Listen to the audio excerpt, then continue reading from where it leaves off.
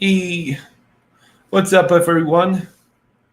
Welcome to the Flying Fluffy Football stream, where I have to discuss the terrible, horrible, no good, very bad day the Dolphins had.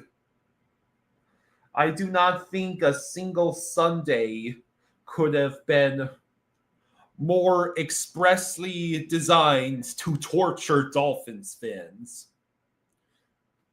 Let's start with the fact that the Dolphins didn't just lose to a Daniel Jones led Colts team, they got destroyed to the tune of 33-8, including surrendering 20 points before halftime and being down 30 to nothing before finally scoring with about 7 minutes left in the game.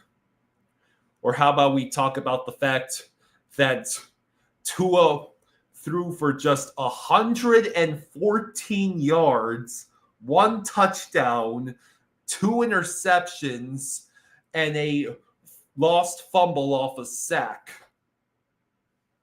Which team is better, Dolphins or the Giants? I would say Dolphins because the Dolphins actually got more than 6 points. They got 8 points. Granted, it was in garbage time, but still. The Giants situation seems to be even worse because Russell Wilson struggled mightily in that game against the Commanders, but Brian Dable is such a moron, a stubborn moron, that he's going to have Russell Wilson start week 2 for the Giants instead of seeing what they have with Jackson Dart. So Colin has some news via Barry Jackson. Storm Duck will miss a couple of weeks.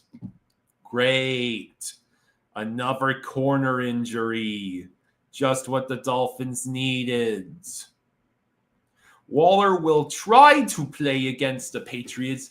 If he can't play in week 2, then he will try for week 3 versus the Bills. So it's possible we might not have our supposed tight ends number 1 until a week 3 Thursday night matchup against the Bills. Benito Jones is week to week, and the team is still evaluating Austin Jackson. Why is it always the defensive players and the offensive line that can't get fixed? Cullen says, I honestly wish that the Dolphins had drafted a tight end in addition to a corner because of this Waller situation. Guys like Fannin Jr. and Arroyo would have made an impact on the Finns. Are there any pros on Colts versus Finns? The game ended, and Achane got the garbage time touchdown. Our run game was the one aspect of our team that did not completely suck.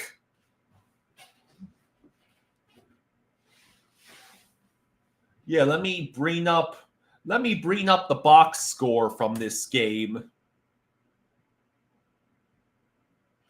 just to emphasize how bad this ended up being.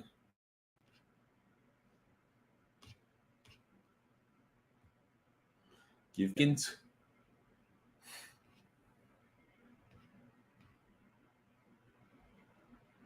Mm-hmm.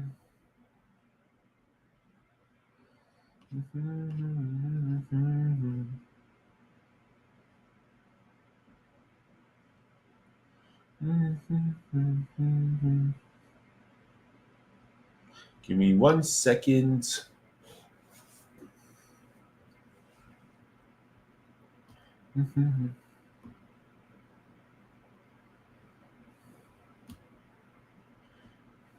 All right, here is the box score. Tua Tagovailoa, a professional NFL quarterback in his 6th year of playing in the NFL, went 14 for 23 with 114 yards, a touchdown, and 2 interceptions, and the lost fumble on the sack. And he had an overall quarterback rating of 2.7. That is not good. Colin says, I still beat the drum. I'll still beat the drum for wanting to draft Will Johnson. Our leading rusher was Achane with 7 carries for 55 yards. So Achane was like the only bright spot, if you could call it that. Our leading receiver was Tyreek Hill with 40 yards. 40.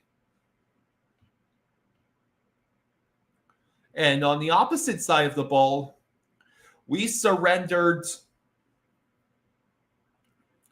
22 out of a possible 29 completions to Daniel Jones, who torched us for 272 yards and the touchdown and the 2 rushing touchdowns. Jonathan Taylor had 18 carries for 71 yards.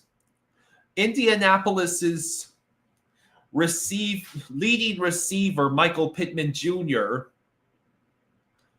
had 6 receptions for 80 yards and the touchdown. That's double of what Tyreek Hill had.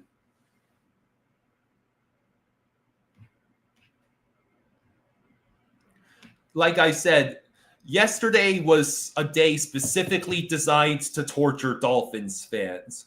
First, the Dolphins lose in an absolute nightmare, humiliating game where everything goes wrong. And then we have to watch Jalen Ramsey make the game-winning tackle to force an incompletion by the Jets receiver. On Sunday, the same day, Jalen Ramsey is the hero for the Steelers.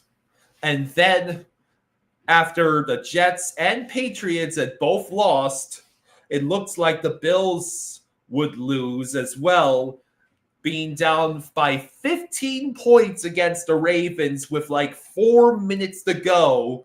But no, Baltimore just loves choking 10-plus leads in the fourth quarter. They've done it 8 times in the past 4 years or something like that. And so the Bills win. They deserve to be in first place in the division. Let's not kid ourselves. The Bills earned that victory, and they earned reigning atop the AFC East for now. The Jets surrendered a gajillion yards and 4 touchdowns to Aaron Rodgers in the year of our Lord 2025. And the Patriots are so bad that they couldn't stop the Geno Smith-led Raiders from doing whatever they want. Yeah, let's talk about one of the only games that made me feel good is Raiders-Patriots. The Patriots surrendered 362 passing yards to the the Patriots surrendered 300 yards to Geno Smith and the touchdown, and they also picked him off once, apparently.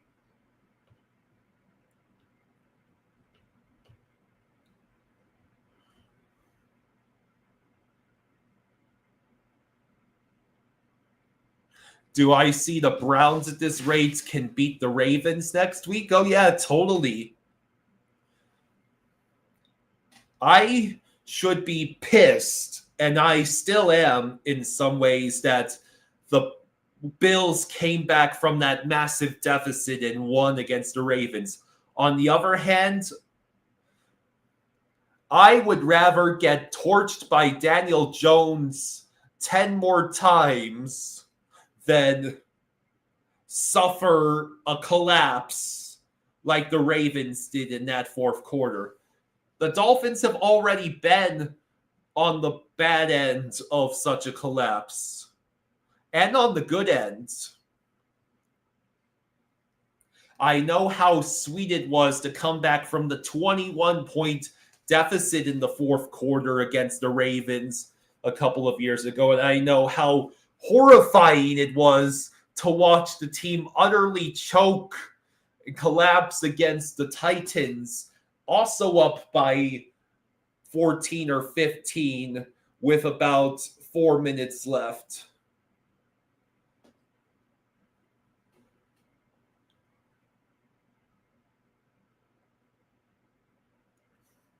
Johnny says, I can see the Bears beating the Vikings with Caleb Williams, you mean? But I don't see them torching the Lions.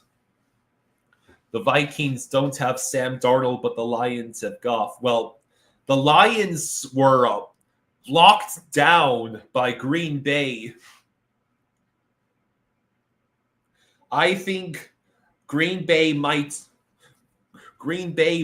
be a new candidate for NFC North winner if the Lions are having such issues with their offense.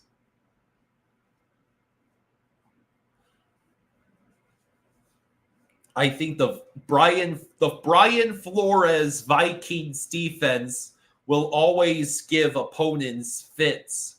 And I think tonight's Vikings-Bears game is going to be highly entertaining because we're going to see what Caleb Williams can do in his second year now with Ben Johnson as his head coach.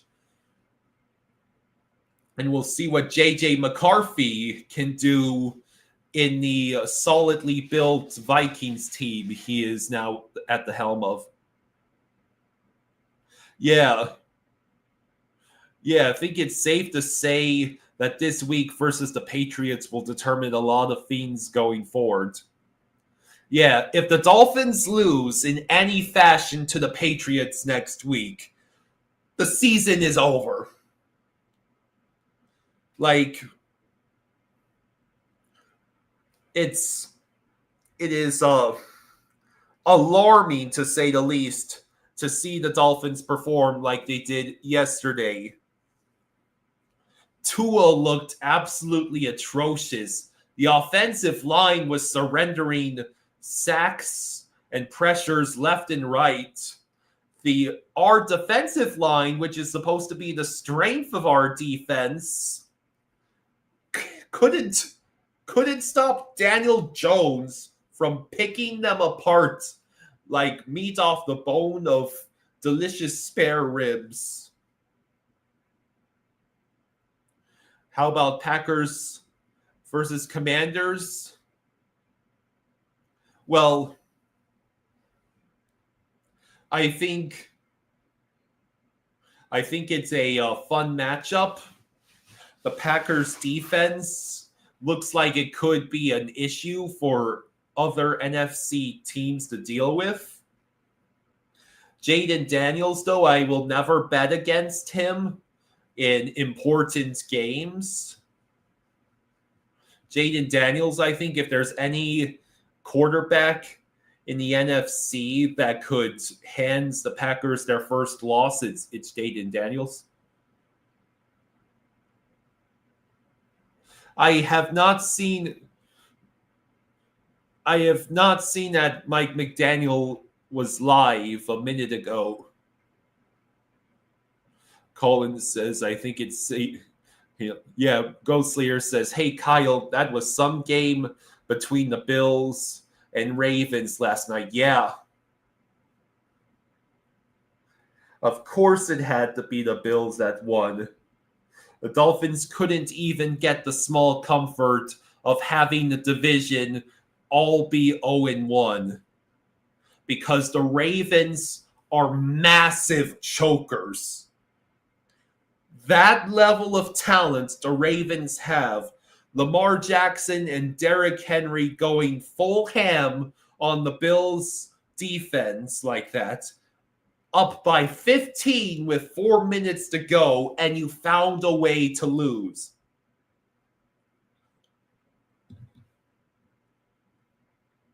Like, the Dolphins got blown out yesterday by the Colts. And somehow I think it's the Ravens who have the most embarrassing loss again on Sunday.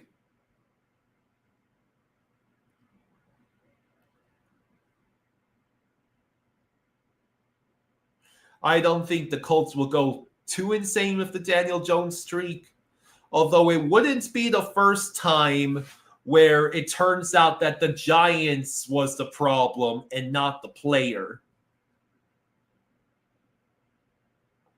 The Colts had the benefit of being not just emotionally charged by the whole Jim Irsay Ring of Honor induction ceremony, but also the fact that they apparently played a team yesterday that was not prepared to play an NFL game at all, to say the least. I mean, Tua looked just as bad as against the Colts as rookie quarterback Cam Ward did against the Broncos. Tua has been in the league for 6 years. I wonder if Cam Ward ended up with a higher quarterback rating. Yeah, so Cam Ward in his NFL debut completed 12 of 28 passes, well below 500 completion percentage for 112 yards, no touchdowns. His quarterback rating was 7.4. That is almost 5 points better than Tua, a 6-year veteran. That has got to be one of the most embarrassing statistics I've ever seen. That a 6-year vet did even more abysmal than a rookie quarterback playing against one of the best defenses in the league. Dolphins have Bills, Jets, Patriots, and Panthers in their next 4 games. It's a pretty easy schedule except for the Bills. The Jets might give us conniptions too if Rodgers keeps playing like he did against the... excuse me, I have it backwards. I still have to get used to the fact that Aaron Rodgers is the Steeler and Justin Fields. The Jets came very close to beating the Steelers. I would not think it's so easy anymore to beat the Jets. Hard to imagine that the Marlins have a better future than the Finns.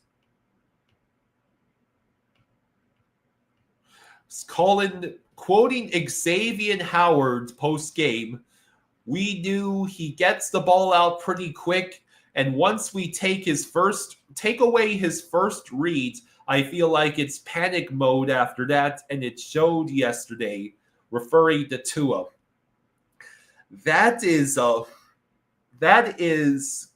should ring some alarm bells if a former teammate of Tua knows exactly how to make it so that Tua panics and throws horrendous passes.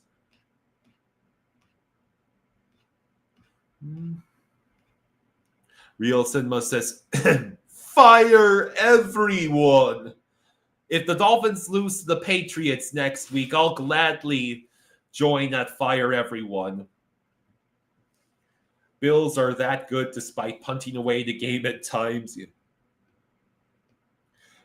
Mythical Riz says, I think people expect more from the Ravens as their Super Bowl contenders, and Lamar is a multi-time MVP. They should know how to close out games by now. 8 times since about 2022, the Ravens have blown a 10-plus points lead in the fourth quarter and lost the game. Collins says, I have a feeling that the Patriots are going to have a field day in the passing game against the Finns on Sunday. Goat Slayer says he's now called Indiana Jones Dolphins, responsible for him getting a nickname to include Danny Manning. McKen says it was just one unlucky day for the Finns. That's it. Everything went wrong, but we bounced back. Hey, McKenz, can you give me some more of that hopium? You know, I also have been guilty of huffing some hopium as well, but to see what the Dolphins' excuse for a game performance was yesterday was disturbing, to say the least. I thought that beating Daniel Jones and the Colts would have been one of the easiest games on the schedule for the Dolphins. And instead, we got destroyed. Absolutely humiliated. I think this is the worst Dolphins loss they have suffered since that 2023 collapse against the Titans. Yeah, the fantasy recap video. Yeah, I mean, my dad was smart. He drafted Lamar Jackson and Derrick Henry and also drafted the Broncos defense. And meanwhile, I left 30 points on my bench, punished for making the technically correct decisions I would have made like 9 out of 10 times. Real Cinema says the Jets offense looked good and Vrabel owns McDaniel. Those are not easy games. Which is why it's so important for the Dolphins to try and shake off this disaster from yesterday and figure their shit out before they find themselves 0-4 or worse. Like I said, yesterday was specifically designed to inflict pain upon Dolphins fans. And it gets even worse because the Tyreek Hill trade buzz is now probably the highest it's ever been. And the Chiefs just had Xavier Worthy go down with injury, and Rashee Rice is still suspended for those games. My point is that the Chiefs could very well be in the market for a wide receiver, and if the Dolphins do end up trading Tyreek to any team, especially the Chiefs, it would essentially they'd be throwing in the towel.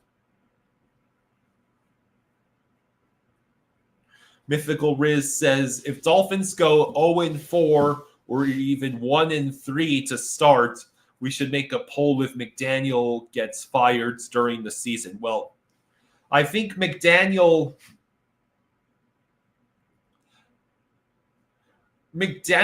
might have the hottest seat in all of the NFL right now. It's either him or Brian Dable. Real Cinema says, I would gladly trade Tyreek to the Chiefs so they can beat the Bills in the playoffs again. I'm still praying for Chiefs' downfall. They looked mortal against the Chargers. The Chiefs did not have devil magic and bullshit bail them out for the gajillionth time. And the Chargers did not charger that game. McKen says Stephon Diggs was looking good on the Patriots. So I guess we should talk about some of the other games. The Commanders beat the Giants 21-6.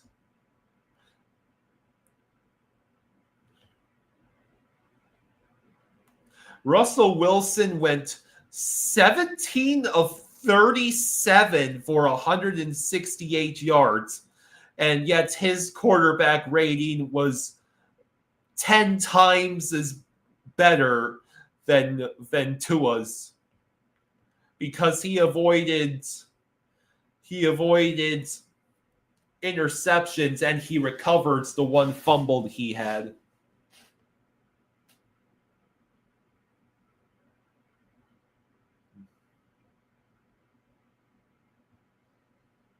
Let's see. Real Cinema says, I would rather see the Chiefs win the next 10 Super Bowls than the Bills get even one. And you really hate the Bills.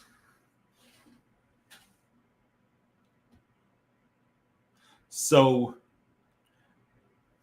the Cardinals beat the Saints 20-13. The Raiders beat the Patriots 20-13.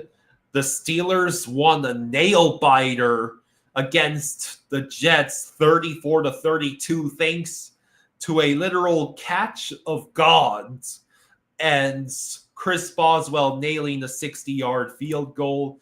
The Commanders destroyed the Giants 21-6. Jacksonville manhandled the Panthers 26-10. Cincinnati's defense actually bailed out their struggling offense in a narrow victory over the Browns 17-16.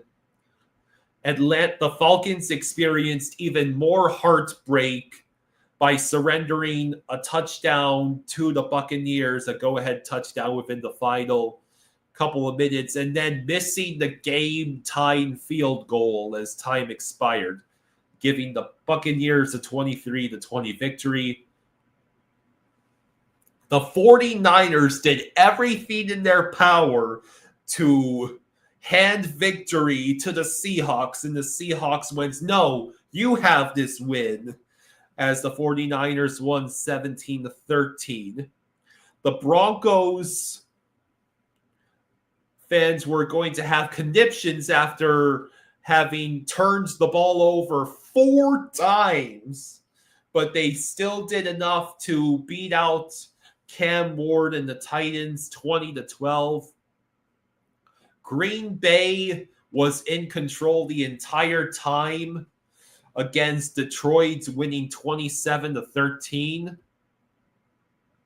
The Rams held off the Texans 14-9 as Matthew Stafford became the 10th quarterback in NFL history to reach 60,000 passing yards.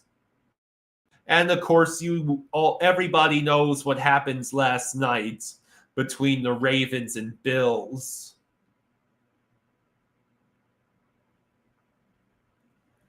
Real Cinema says, I hate all of our AFC East teams. Then what team do you root for? Mythical Riz says, I think the Steelers are a sleeper. Tomlin is an amazing head coach and Rodgers is looking good. The problem with trying to jump on the Yinzer mobile is that the Steelers also looked like a potential Super Bowl contender last season with just about 4 or 5 games left in the year, and the Steelers ended up going on that massive losing skids to end the year and then got destroyed by the Ravens in the wild card. McKenz asks, do I think it might be the defensive coordinator's problem for not stopping a single play? Well, I mean, almost everything that could go wrong did go wrong. Why the hell is Matthew Judon rushing the kicker on special teams, running into the kicker and gifting the Colts another first down? Our corners couldn't stop anything except Rasul Douglas. And Rasul Douglas was only in the game because Storm Duck got hurt. Our defensive line was supposed to be the strength of our defense, and Daniel Jones looked elite under pressure. Real Cinema says, Weaver isn't amazing, but he has no secondary, and the offense keeps putting him in bad spots. His first year, our starting quarterback went out week 2. Yeah.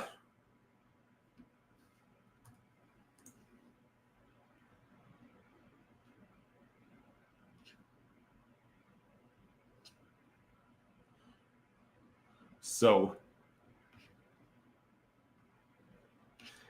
let me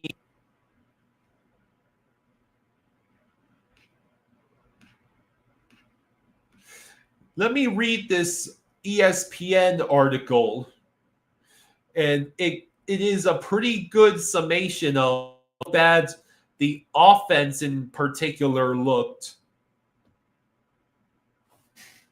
The Miami Dolphins offense looks cooked. The Dolphins were every bit as bad as the Colts were good on offense.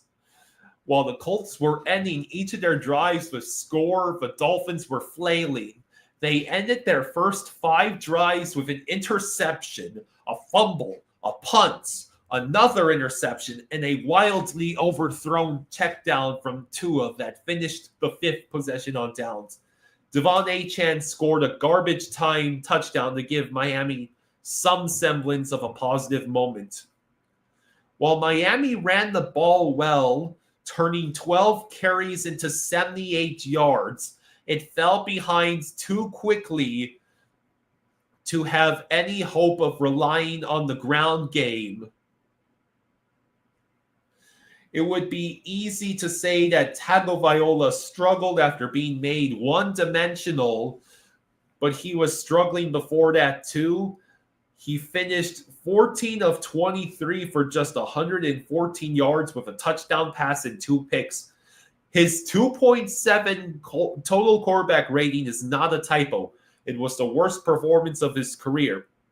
Again, Cam Ward, a rookie quarterback going up against the Broncos defense, had like a 7.5 quarterback rating. That's almost 3 times as good as Tua, a 6-year veteran. Both interceptions, as Stephen Ruiz noted on Twitter, came with a defensive lineman dropping off the line and into the middle of the field to serve as a robber underneath. Lou Anarumo was trying to muddy the windows for Tagovailoa and the Dolphins offense, with the D lineman playing underneath and allowing the second-level linebackers to drift deep into coverage. With that being said, this wasn't strictly some schematic hack. Tagovailoa had a relatively open Tyreek Hill on his first interception and just sailed his throw. On the second, he held the ball when his initial read wasn't open, and he then threw late into the middle of the field, passing up an open check down in the process. That's bad quarterback play. The Dolphins couldn't handle pressure. Tagovailoa was strip sacked on a play action pass where Kenny Moore came flying in off the slot, and Achane didn't abandon the fake quick enough to get a block on the cornerback. Nick Cross came out of the slot totally unaccounted for by the protection from Tagovailoa's blind side and laid him out for another sack. Indianapolis lined up DeForest Buckner at defensive end on the third down, and the Dolphins decided to slide their protection away from the Colts' best pass rusher, leading to an attempt to block Buckner from poor angles by Achane and Tanner Conner. That resulted in a Samson Ebukam cleanup sack. And while Hill was open for an easy conversion on fourth down, Miami's inability to handle a twist up front meant Tagovailoa couldn't get to the backside of the play and threw a check down over Connor's head.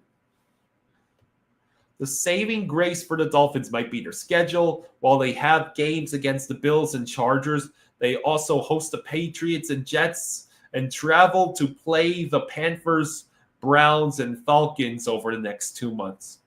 It's not wild to imagine them coming out of that stretch with a presentable record before the schedule gets much more difficult at mid-season. This team's strengths are running the football and rushing the passer, and that's going to play up with Miami as ahead and mostly fall by the wayside when it is trailing. And yet the problems with this team aren't going away. There's no reliable help coming at cornerback. The offensive line isn't going to hold up well in drop-back passing situations. The organization basically pretended to forget about Hill quitting on the team in Week 18 last year without any real semblance of accountability. And Hill looked less than thrilled on the sideline Sunday. Since you're probably thinking about it, I'll just tell you that the Dolphins would save just under $14.5 million or so on their 2025 cap by trading Hill, though they would have $15.6 million in dead money on their cap next year as a result. The acquiring team would owe Hill about $11.1 million for the remainder of the season, a figure that drops by about $650,000 every week. I don't think a Hill trade makes sense for Miami unless the mercurial wideout forces his way out, a move that seems entirely plausible if things don't pick up with the Dolphins.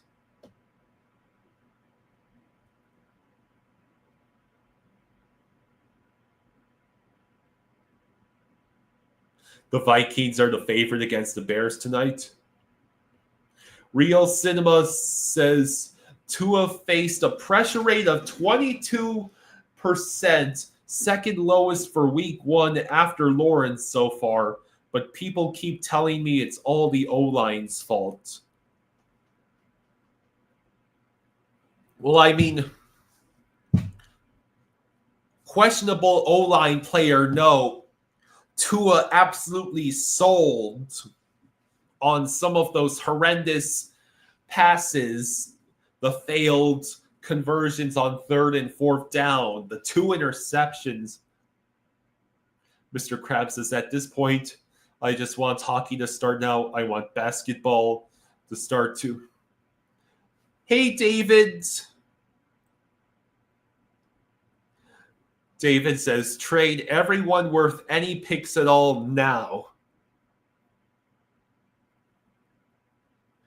I'm going to hold off on pressing the blow it up button until a scenario where the Dolphins lose to the Patriots next week.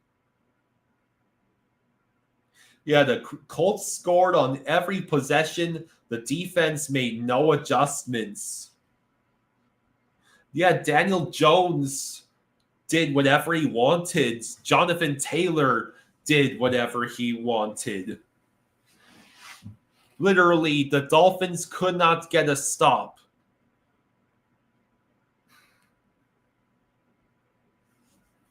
And it's bad when it's bad when you can't point a specific finger to Tua or to the offense or to the defense or to the coaching or anything, and you just have to throw your hands up in the air and say everything went wrong. Bolvar says, I'm going to be real honest. If you lose to the Patriots, the Bills game will be McDaniel's final game as coach. David says, we made Daniel Jones look like Joe Montana.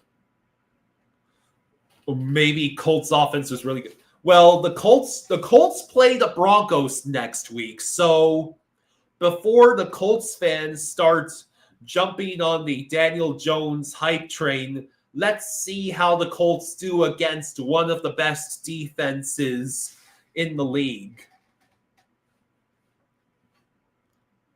With how much Bo Nix was struggling this week, in the Broncos offense in general, how much it was struggling, if the Colts have any semblance of good offense, they could easily take that game.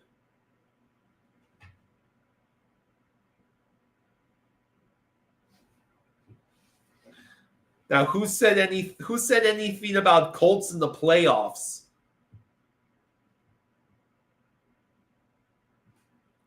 Real Cinema says, I thought McDaniel would get fired after that horrible stretch mid-season of Bills, Ravens, Commanders, but he might not make it that far. I've said it before and I'll say it again. Greer deserves to be fired first. He's the stubborn mule who keeps failing to address the very real needs at offensive line, at secondary ends, especially at backup quarterback. Real Cinema says, oh, I want Greer and McDaniel gone. Bolvar says, I'm sure every liquor store in Baltimore is sold out after last night. Oh, yeah. Baltimore. Bruh. How do you manage to do this again to your fans? All of the talent you have. Lamar Jackson, Derrick Henry, Zay Flowers, DeAndre Hopkins making that amazing one-handed catch. How do you blow a 15 points lead in the fourth quarter with 4 minutes left? You had a 99.1% chance to win the game and you blew it. McKen says, I feel like we forgot how Mike's offense was in 2023. Yeah, well, that's the only thing the Dolphins fans, that's the only sort of hopium the Dolphins fans have left, is hoping that the offense gets anywhere close to the highs of 2022 or 2023. David says, in all honesty, I put the NFL on the back burner about 10 years ago. It's rigged flag football now. Just stopped by to say hi to my favorite play-by-play guy. Oh, thank you. Real Cinema says, Mike's been figured out and hasn't adjusted. It's not just one game.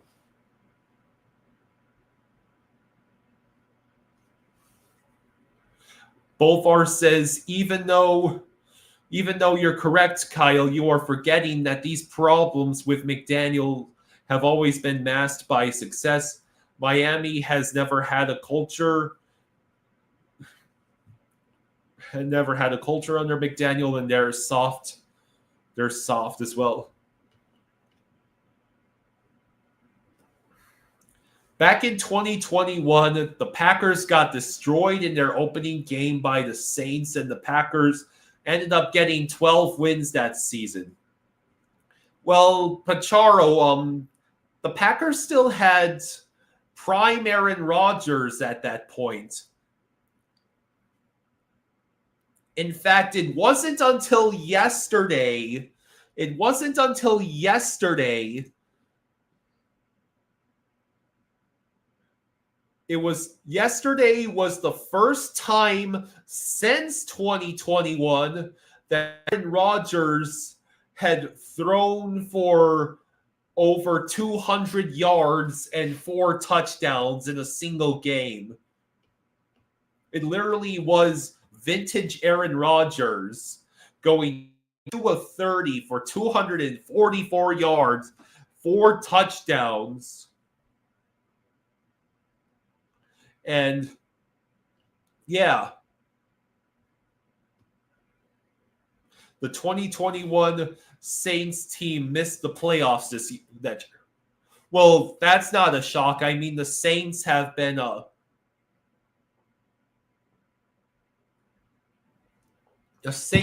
in football hell ever since Drew Brees' retirement.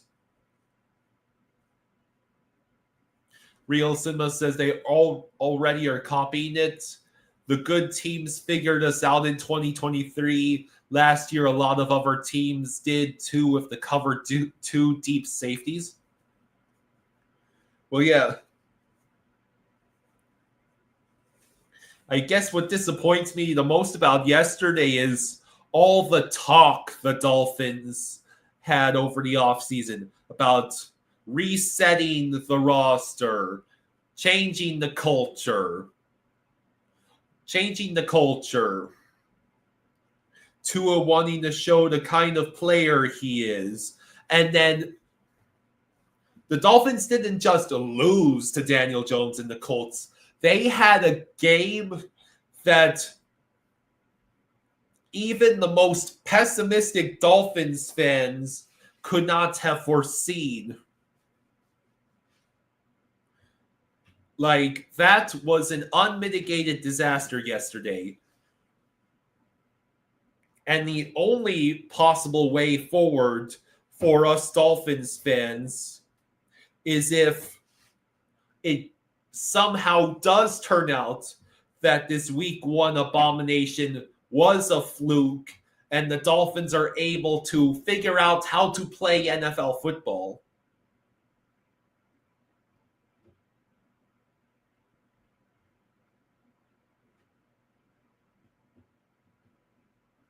Bolvar says, as a fan of the Saints, I'm an expert. We needed to rebuild after the championship game, but they gave everyone bad contracts, and the owner, who doesn't know what the hell to do with the football team or basketball team, refuses to rebuild. That is why the Saints suck. And yet the Saints scored more points yesterday than the Dolphins and had a much tighter margin of loss. It took the Cardinals just hanging on. Kyler Murray throwing 2 touch passes. The Cardinals won 20-13 over the Saints.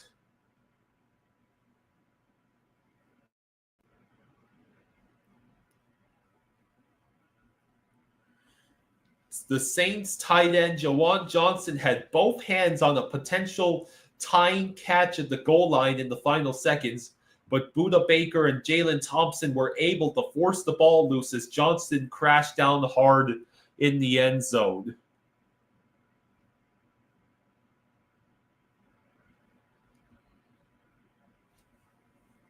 McKen says, damn.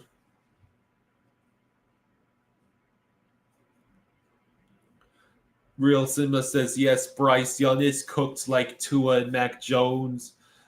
Don't draft Bama quarterbacks. Hurts got out of there and went to Oklahoma. Yeah, what happened in that Jaguars-Panthers game besides the huge weather delay? Ugh.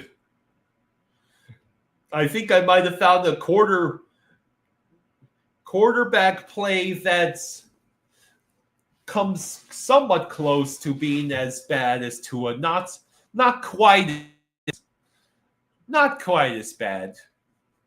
Bryce Young went 18 of 35, just above 500, just above a 50% completion rate, 154 yards, a touchdown, and 2 interceptions. And he also fumbled the ball. So let me get this straight. Bryce Young also scored just 1 touchdown to 2 interceptions and a lost fumble, and had about 30 more yards, 40 more passing yards than Tua. And Tua's quarterback rating is still worse by a long margin. That's the most comparable performance to Tua yesterday was Bryce Young. But how much? I guess the question becomes how much of that is Bryce Young and how much of that is the team around him. Like, I know Bryce Young was already looking like a massive bust after the first couple weeks of last year. Bolvar says Bryce sucked and more than likely shows the coaches and the oil tycoon big wit owner Dave Tepper he needs to get a new quarterback.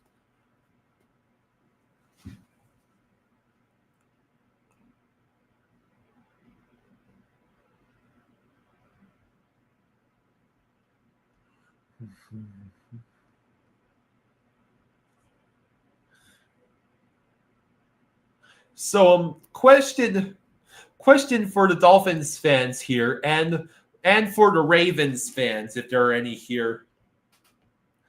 What honestly is worse?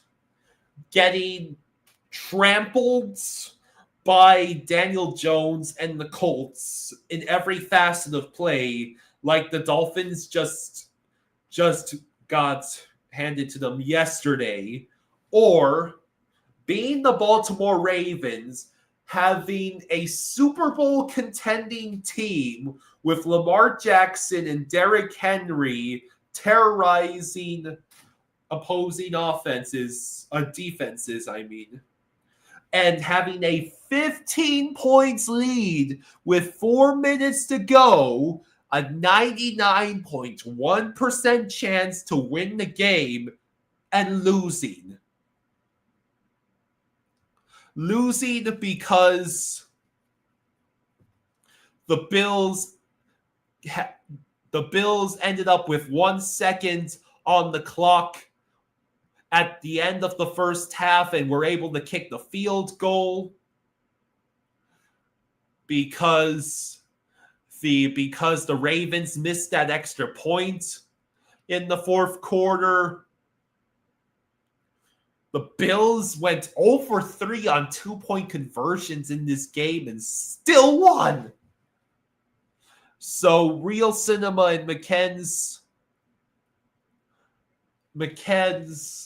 have differing opinions. Real Cinema says Dolphins' loss is way worse. We all know Josh Allen is superhuman. Yes, Josh Allen is superhuman. But, I mean, the Ravens' offense has Lamar Jackson and Derrick Henry and DeAndre Hopkins making an amazing one-handed grab. A lot of people are really pissed at John Harbaugh for not going for it on 4th and 2 on that sequence where the Ravens decided to punt and give the ball back to the Bills after the Bills had just scored. All of those points had just scored 13 points in like a few minutes. Maybe Lamar or Derek King Henry might have gotten you 2 yards there and ended the game. Just saying. McKen says the Ravens was worse for sure. They were good but lost. We were bad, so lost. I guess it just depends on what kind of horrible, agonizing loss you wish to stew in for an entire week. Getting blown out and looking like a potential first overall pick team, or being a team with Super Bowl aspirations with a 15 points lead with 4 minutes to go in the fourth quarter and finding all of the agonizing, painful ways to pull defeat from the jaws of victory. Bolvar says that Dolphins game was like being the only person to wear red while running with the Bulls in Spain. It ends poorly. I've heard that's a myth that Bulls hate the color red. I think it's like the waving of the flag by the Matador that actually agitates them.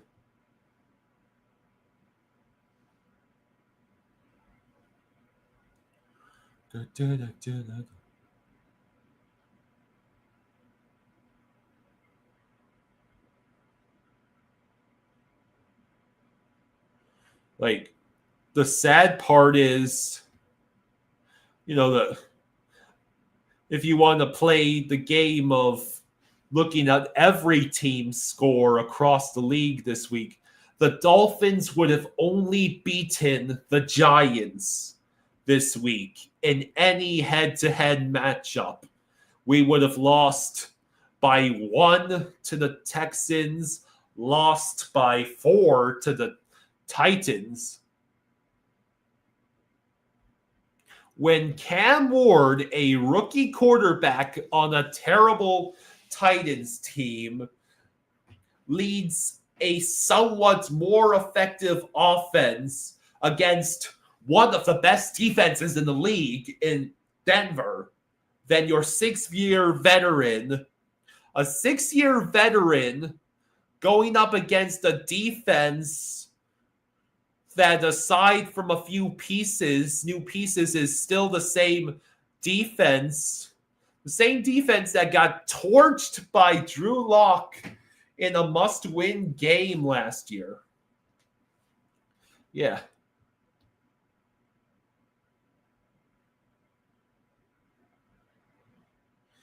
Bolvar says, no, they do. It's a genetic component or something weird.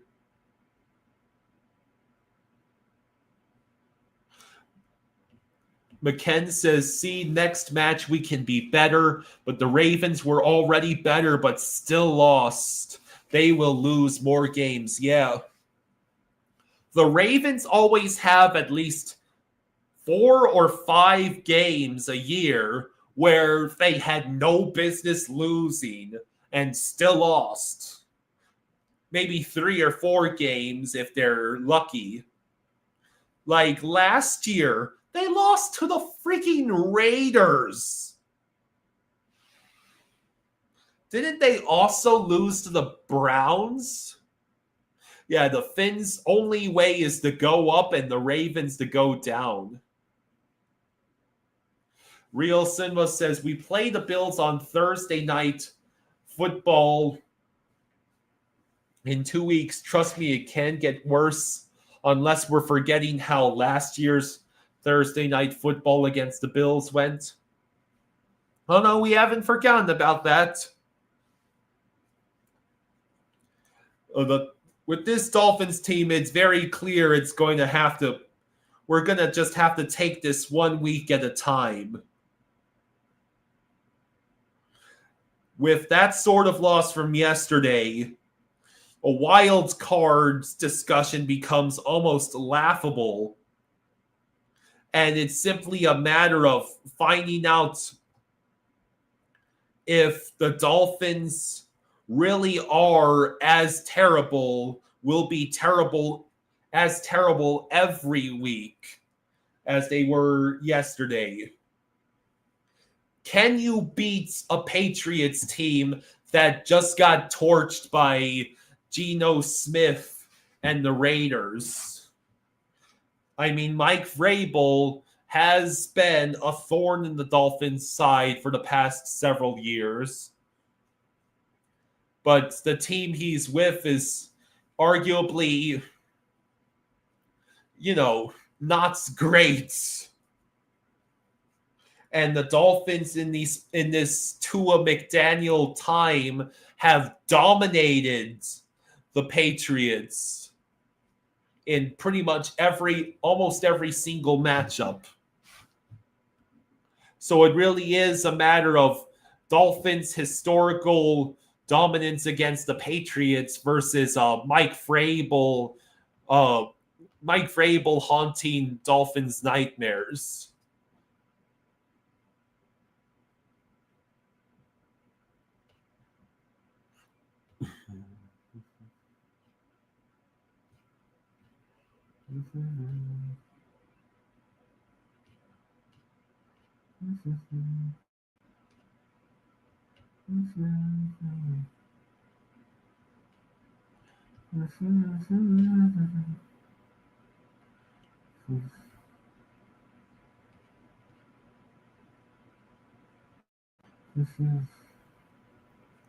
Oh yeah, did I mention the Dolphins front seven is supposed to be the strength of their defense, but according to ESPN, Indianapolis scored on its first 7 possessions, gashing the Dolphins defense with 156 rushing yards. Daniel Jones was also surgical whenever Miami was able to pressure him, completing 5 of 6 passes for 72 yards and a touchdown with a whopping plus 16 completion percentage over expectation per NFL Next Gen stats.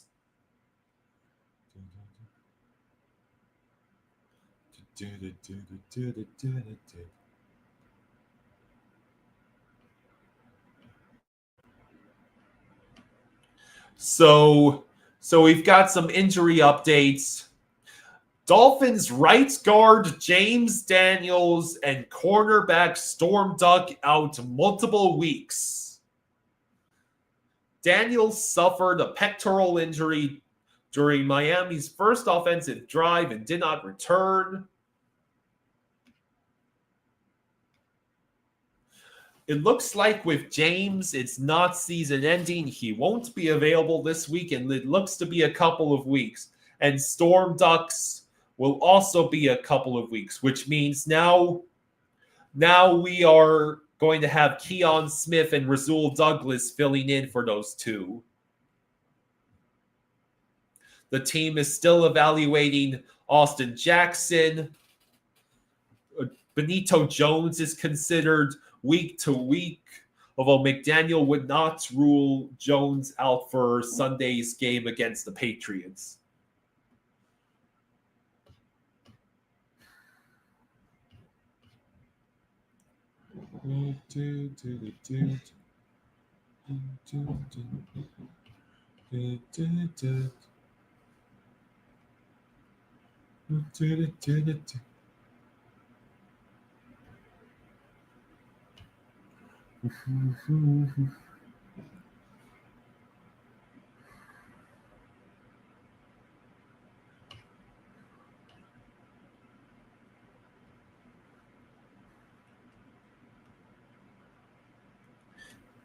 Yeah, at the end of the year, we went neck to neck.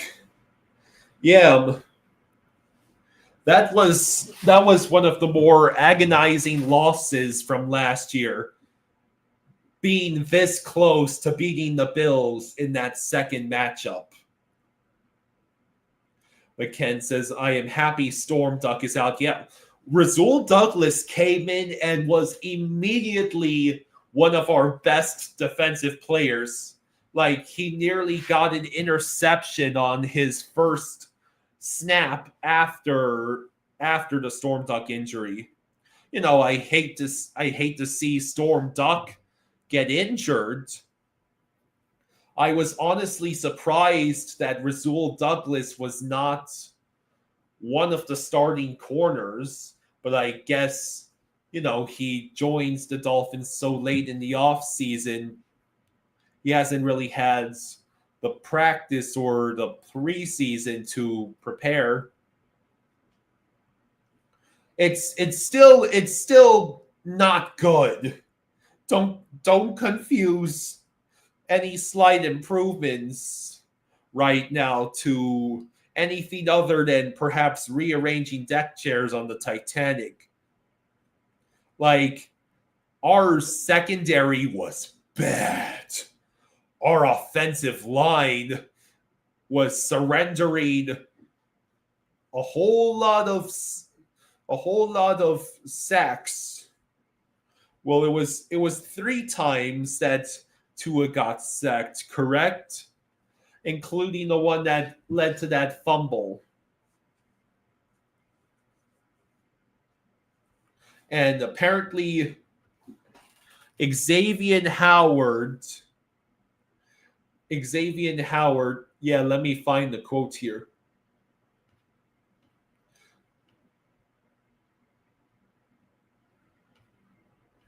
Yeah, Xavier Howard, this is a quote from him. We knew the guy, he gets the ball out pretty quick, and once we take away his first read, I feel like it's panic mode after that, and it showed yesterday. We took away his first read, and he was trying to get rid of the ball real quick.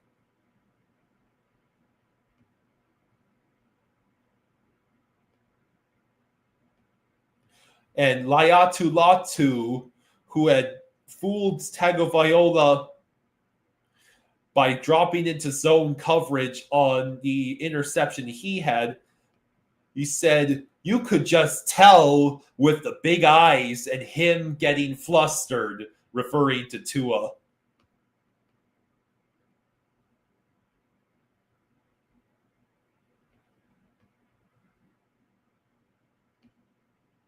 So, yeah. Opposing defensive players are actively talking about how easy it is to make Tua panic and rush the passes and force throws.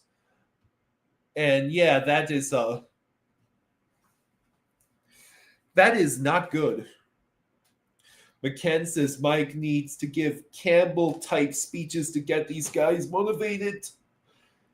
If we wanted Campbell-type speeches in that locker room, we should have just kept Dan Campbell from all those years ago when he was our interim head coach. Yes, you heard that right. Raven, hey Raven, how you doing? Raven asks, how many games do you think Tua has before they go to Wilson? How many games do you think Tua has before they go to Wilson?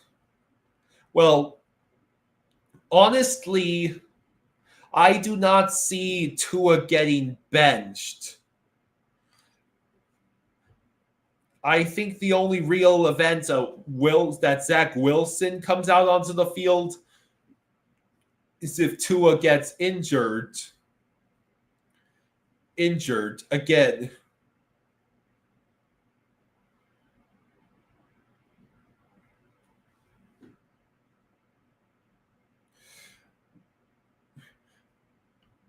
The thing to watch now is finding out if the Dolphins go 0-4 or 1-3 or something like that. Does Stephen Ross have the guts to fire Greer and McDaniel? And not just one of them. He would have to fire both if he's actually serious about fielding a competitive team at any point soon. If the Dolphins are going to play as badly every week as they did this week, yeah, the Dolphins might actually win the Tank Bowl. But I would not want Greer or McDaniel within 500 miles of that sort of rebuild. True Fin Fan says, this is surprising to you guys? The window closed 2 years ago. Mike is a terrible coach and leader, and our franchise quarterback is fragile. First season of the best rebuild.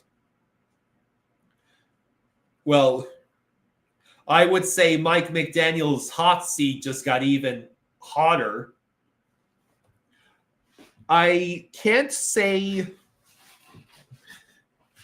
the surprise is that the Dolphins lost to the Colts. It was how terrible the loss was. The Dolphins did not look like a cohesive NFL football team out there. They looked like they might have gotten beaten by the FSU team from last season.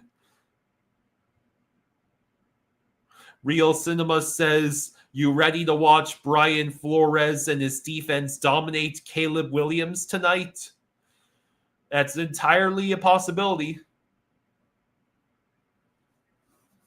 True Fin Fan says the Dolphins will go 0-3. They'll have 10 days till game 4. They will fire McDaniel during that stretch.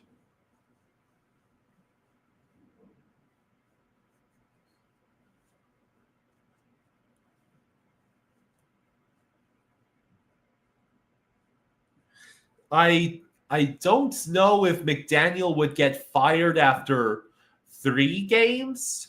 I think if the Dolphins went 0-4, as in lose to the Bills, Patriots, and Jets,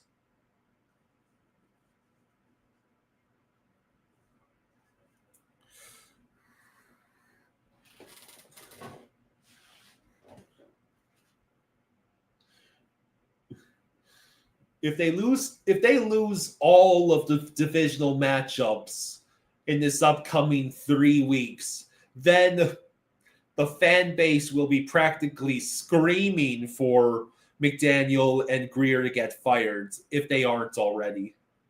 Real Cinema says, as an FSU fan, I don't think the Dolphins are that bad, but this year's FSU team could have a shot. God, how bad was FSU last year? You don't think that the Dolphins team we saw yesterday would beat last year's FSU team? Or you mean you think that the Dolphins team from yesterday would beat the FSU team from last year? How bad was that FSU team? True Fin Fan says, nice jersey, by the way. I have the same one. Yeah, the Zach Thomas jersey. This is my dad's jersey. I've been wearing it because I don't have really a jersey of my own. And this is the only jersey of his that fits me. Yeah, my dad has a bunch of Dolphins jerseys. He's got a Marino jersey. He's got Tannehill.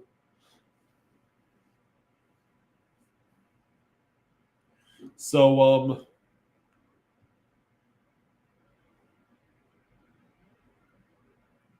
I guess I should talk a little bit about Mike McDaniel's comments after the game.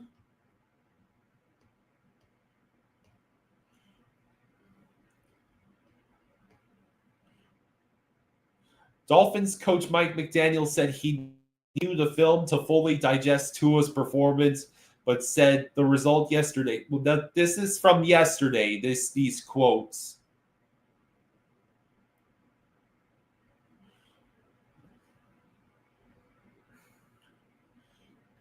He said the Sunday's result was not all on his quarterback's shoulders.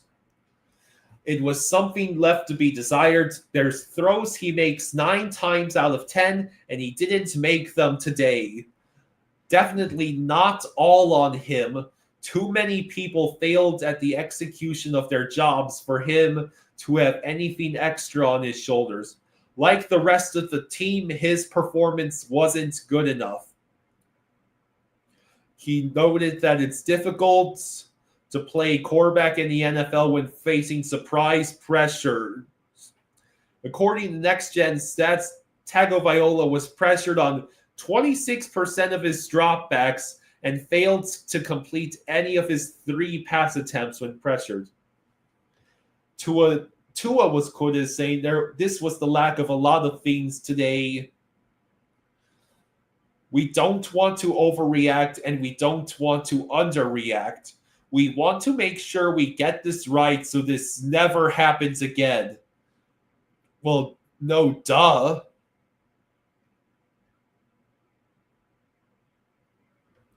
Tagovailoa bristled at the suggestion that his turnovers come in bunches, and he said he simply can't make those same mistakes again.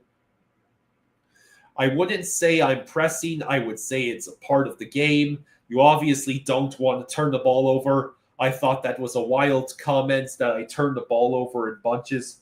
That's crazy. It's just so happened that's what happened today. It was what it was. Got to move forward from that. Can't make those same mistakes.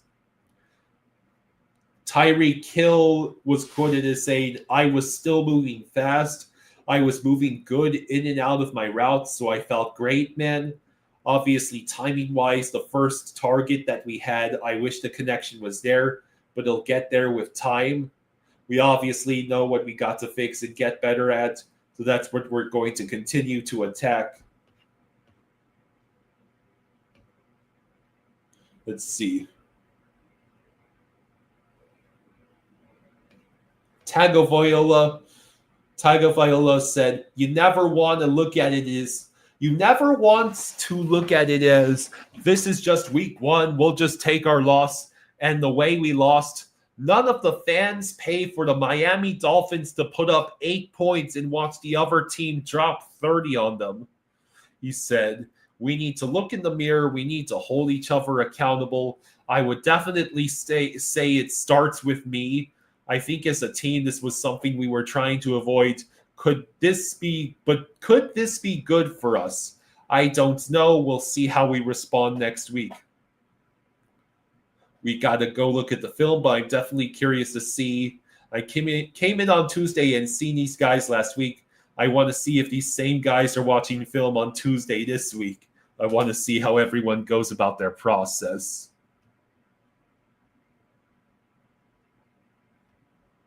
Mm-hmm.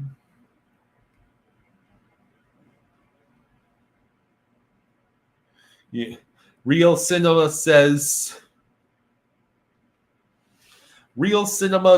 FSU went 2-10 last year, and one of our wins was against an FCS team, which is like the second level of college football. We were bad.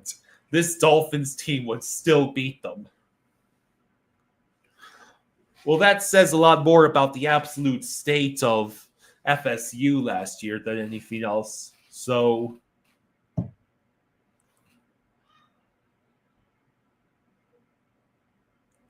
yeah.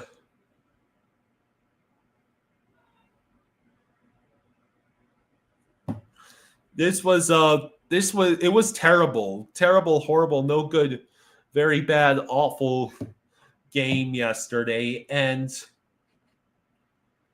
whatever sanity the Dolphins fans have left, myself included, entirely hinges on the Dolphins being able to come back and win against the Patriots next week.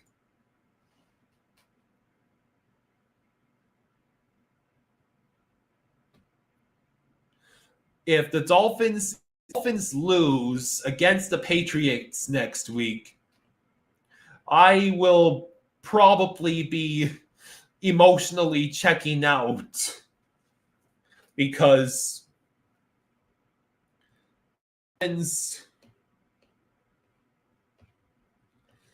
had talked about all their supposed speed, about getting tougher, about being able to change the culture. And right now it's looking like a whole lot of hooey.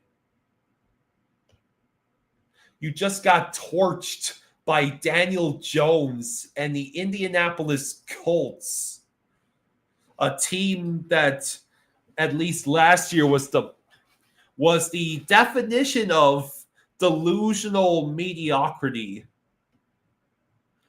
The Colts team that last year got humiliated by Drew Lock and the New York Giants in a must-win game. That team. Tua didn't even reach 120 yards passing. Tyreek Hill was our leading receiver yesterday with 40 reception yards.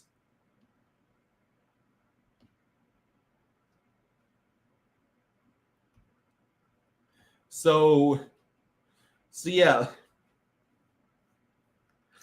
You have to pray that there's nowhere to go but up for the Dolphins, because I do not want to see what it would look like if the Dolphins found a way to dig deeper from rock bottom, which is what this week one feels like.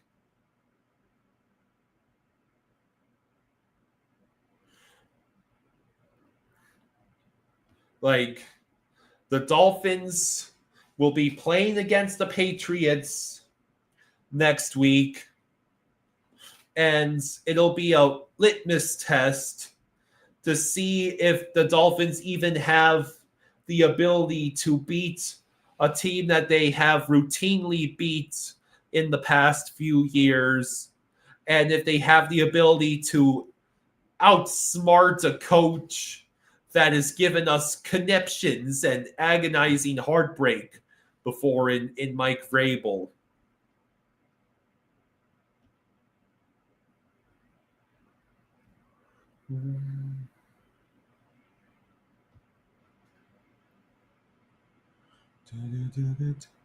Like,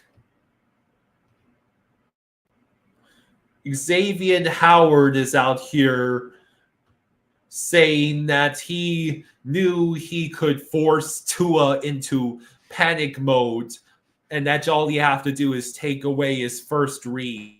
That is incredibly damning. And I'm sure any NFL team that hadn't already figured out the Dolphins offense already is now salivating to watch all of that juicy game film from Dolphins Colts and see how easy it is to completely flummox Tua and force him to perform like a pickup quarterback would at this level.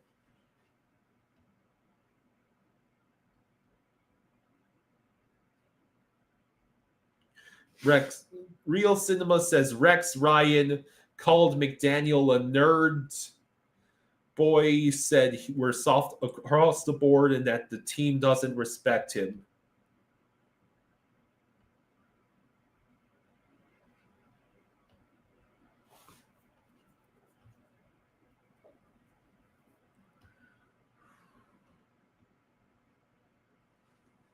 So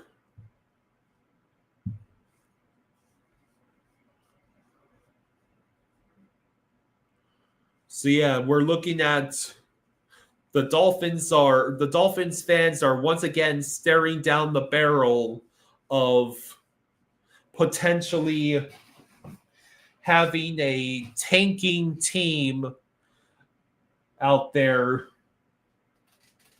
instead of the potential playoff winning and Super Bowl contending team that we were promised. The Dolphins fans already had to suffer through a blatant tanking in 2019, a tank that gave us Tua.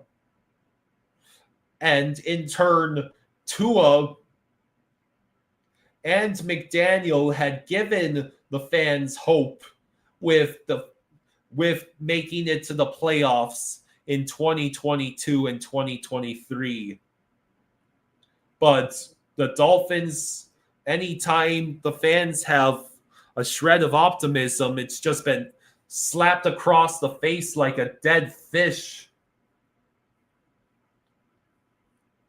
Because it's either Tua gets hurt or the team chokes and suffers a humiliating collapse against a team like the Titans, or they can't beat teams above 500, or they can't beat teams in the cold. They fall just short in the wild card against the Bills with a backup quarterback playing for us.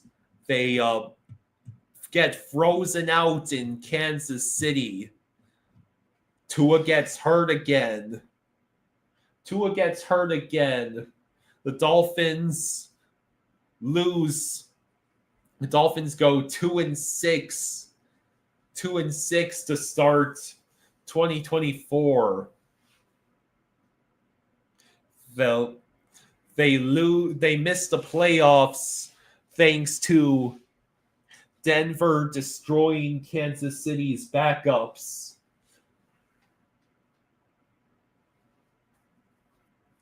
Like, how much can one NFL fan base tolerate? Like, I am shocked when I look back and realize that there are, in fact, teams who have had it worse. The Bills have yet to win a Super Bowl. They lost 4 straight Super Bowls in the 90s. They've lost 4 straight playoff games to the Kansas City Chiefs. The Vikings lost 4 Super Bowls within a decade in the 70s. The Vikings have had some of the most impeccable chokes and collapses you'll ever see. Atlanta has never recovered from 28-3 and has also never won the Super Bowl. But, people who were born when the Dolphins won their last Super Bowl are now just about my dad's age. My dad has no memory of the Dolphins winning those 2 Super Bowls because he was an infant, a toddler when those happened. All he has is to look back on is the super good Dolphins teams from the late 70s, early 80s. Marino's one and only Super Bowl appearance in 84. All the failure in the playoffs against the Bills in the 90s. The last gasps in the latter half of the 90s. I was an infant the last time the Dolphins won a playoff game. I don't have any memories of the Dolphins winning a playoff game, let alone going to the Super Bowl. All I've seen is them getting destroyed by the Ravens, destroyed by the Steelers, narrowly losing to the Bills in what could have been the most hilarious choke by the Bills in recent playoff memory to a team not named the Chiefs, and then getting frozen by the Kansas City Chiefs in the wild card. 25 years, no playoffs. What is it going to take for the Dolphins to actually give something other than disappointment and heartbreak to the fans? Will it be when McDaniel and Greer get fired? Is it going to be until Stephen Ross sells the team or passes away? At what point do things get better for the Dolphins? At what points will we not get torched by the likes of Daniel Jones? Can anyone answer that for me? All right. I think I'll go ahead and sign off now. Thank you for joining me. Real Cinema says our only hope is Ross Seivers sells the team or his daughter takes over and is actually competent. Well, that definitely could be. It's definitely possible. No. Jaws and I are probably not streaming Bears Vikings. Like, how are you supposed to follow up that insane game last night between the Bills Ravens? And with Brian Flores' defense and the quarterbacks being J.J. McCarthy and Caleb Williams, that Bears Vikings game reeks of potential like 10-3 game or something like that. So yeah, we will be deciding whether we want to stream Packers Commanders on Thursday night. That might be a fun game, but until then, I'm gonna sign off and thank you for joining me and yeah. Please, for the love of God, I do not want to see it if the Dolphins find a way to get worse from this. I should rephrase it. The Dolphins have already hit pretty much rock bottom in week 1 for all intents and purposes. You can't possibly dig deeper, right? Please, for the love of God, don't break out the shovels. Get yourselves out of the hole.